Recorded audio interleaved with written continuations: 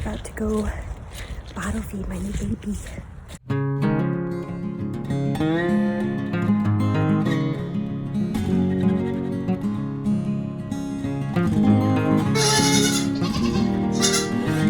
Hello, girls. Oh, hi. You're noisy. Okay, I'll come get you. Just a minute. Here we are, bottle time. Sticky guy here. Here we go. Ready? Oh. So this is Black Olive, and she's just the cutest little dark chamoisée. She's got lots of moon spots, and she's polled, which means that she is naturally hornless, and there's a 50% chance she could pass that on to her babies, which is nice because then you don't have to worry about disbudding, which nobody likes disbudding. So we're going to introduce her to the rest of the herd. She slept in a dog crate next to them last night, but they weren't able to get to her. So I'm going to put her down and let the herd get to know her a little bit.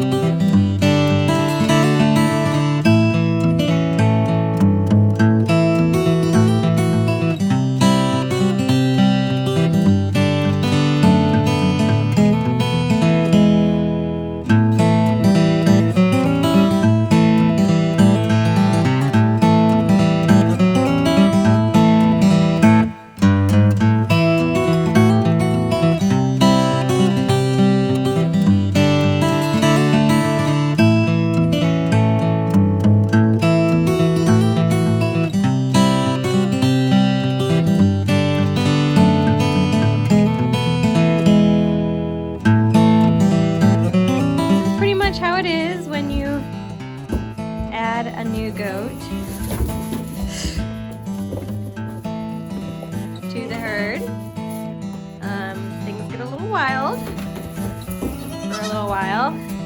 There's a lot of headbutting, stomping, establishing dominance, letting her know who's the boss. I just kind of keep an eye on things, make sure they're not being too nasty. You know, whoa. Pepper. I'll just stay out here for a bit to make sure things don't get too rough. I know, baby. They're being mean, aren't they? Nasty goaties.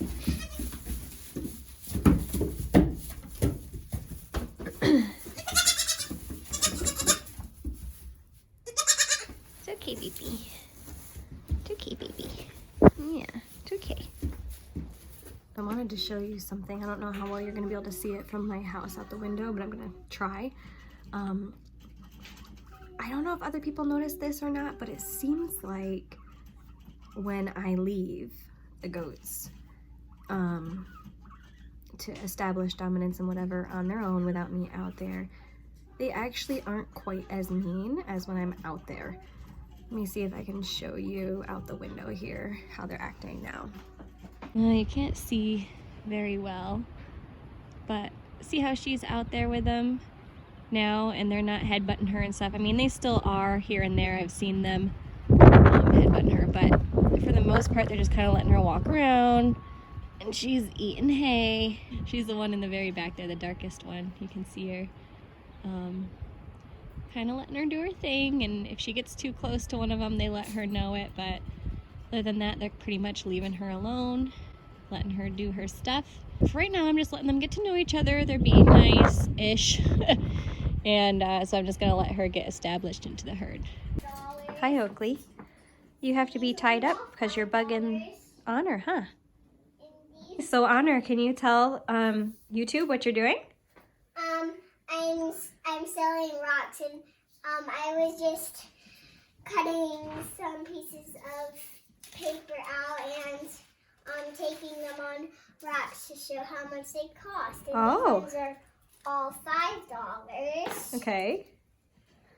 And these ones are all $10. Very cool. And And these are the S's with the line across them, which means money. So if I buy one $10 rock and one $5 rock, how much would I owe you? Well, if you buy two $10 rocks, it would mean $20. Yeah. And what about two $5 rocks? $10. All right, so what would be a $10 rock plus a $5 rock?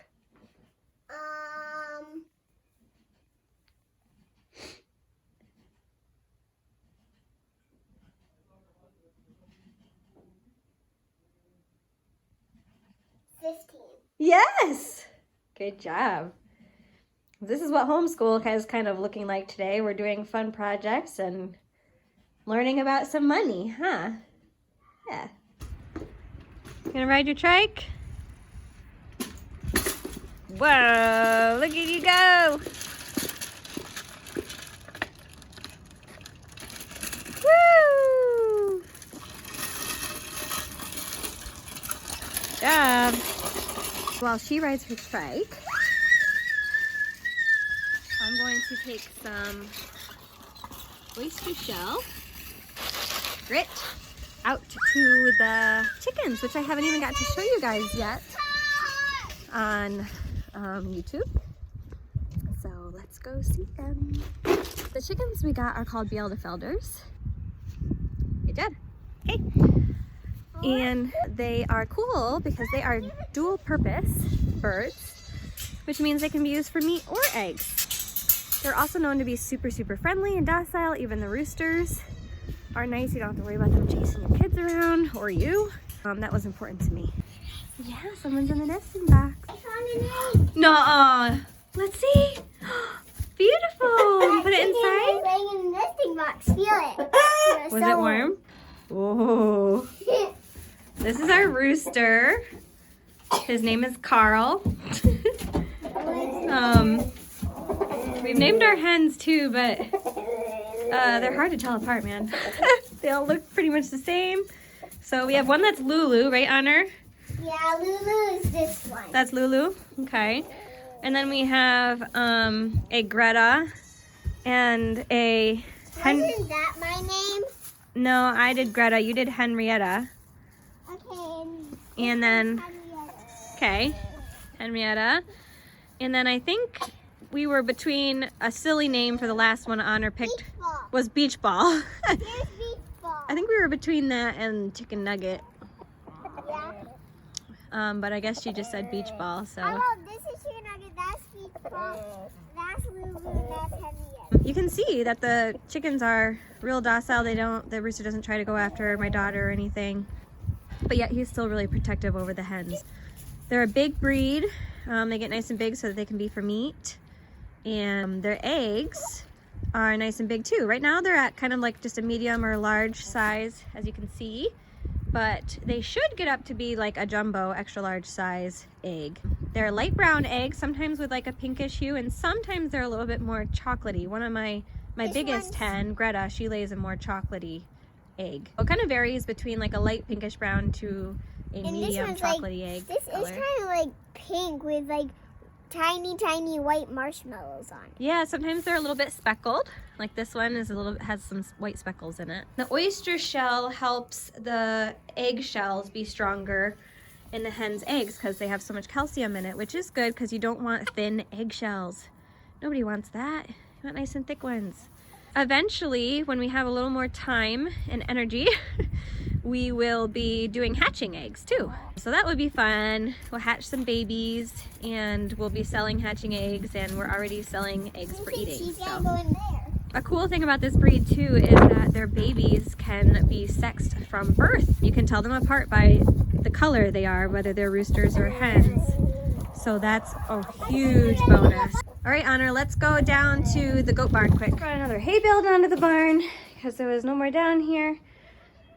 Oh, and I've got some straw on the four-wheeler that I brought down to put down in the really muddy areas in the girls' area because, guys, we have clay soil. Look at this. It's just, it's terrible. We're working on, which you can see here, oh, it's a mess, drainage pipe to help with this because, I mean, look at this. That's our yard. The whole side yard is, I mean, there's better areas and worse areas, but it's all bad. And the poor girls are in that kind of ground. So we've got a lot of these out, the pallets out for them to jump around on. Then of course this stuff, because it's just so muddy and I feel so bad for them. I've been trimming their hooves a lot more often just to make sure they don't have too much muck and manure stuck in their hooves and don't get hoof rot. So still being a little nasty to the baby, especially because I'm out here. Hi. But she is getting really muddy, poor thing. She came to me so clean. This whole area, like all of this, is just so bad. So we're going to get a bunch of stones and just pour it. Like 6 feet out from the barn all the way down to like that post. There's just gonna be stone in here because they run back and forth here all the time. And like, look at this, look at where the gate is. I mean, that's partially because we just dug it and we dug it up, but it's really bad. So we're gonna pour a bunch of stone out here so that they won't get so muddy. It's not quite as bad like further up in the field. It's still pretty bad. We just have terrible clay soil that we're gonna have to try to fix over some time. But this area right in front is definitely the worst. Stone will help, and it'll help grind down their hooves too. We're gonna put some drainage pipe in here too to help. So that's gonna be our entire summer project because I hate seeing my goats covered in mud. They're so, oh, Peachy. Peachy, be nice. You think, Honor, you wanna say anything? I love my goat. You love our goats? Do you have a favorite goat? Black olive. Black olive? Black olive and fudge. And fudge? And Peach? What about Pepper? She's a little feisty. She is a little feisty. I like her feistiness. I don't know why she's mounting Fudge right now. She might be in heat. Or maybe Fudge is in heat. Yeah, she's my mounting goat. She always does that. She likes to do that. She's really the only goat that does, the only female that does that. Hi!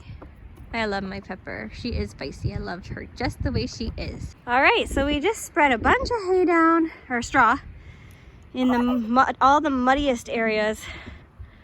So hopefully, are you giving her a hug? Be gentle. She is so people friendly.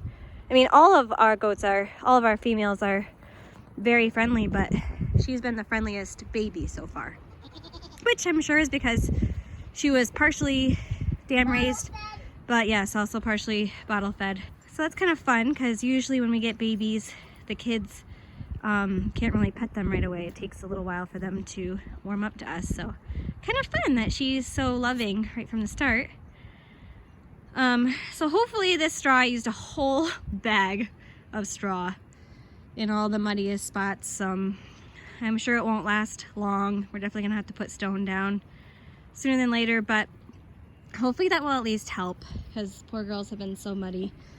My little baby. Just sit there. Just sit right there and let her come to you. I was toying, she did. Aw, sweet baby.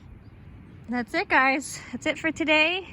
Thank you guys for watching, and tune in next time. I'll be keeping record of all the changes we do back here to help this water situation, so stay tuned. Thanks for watching.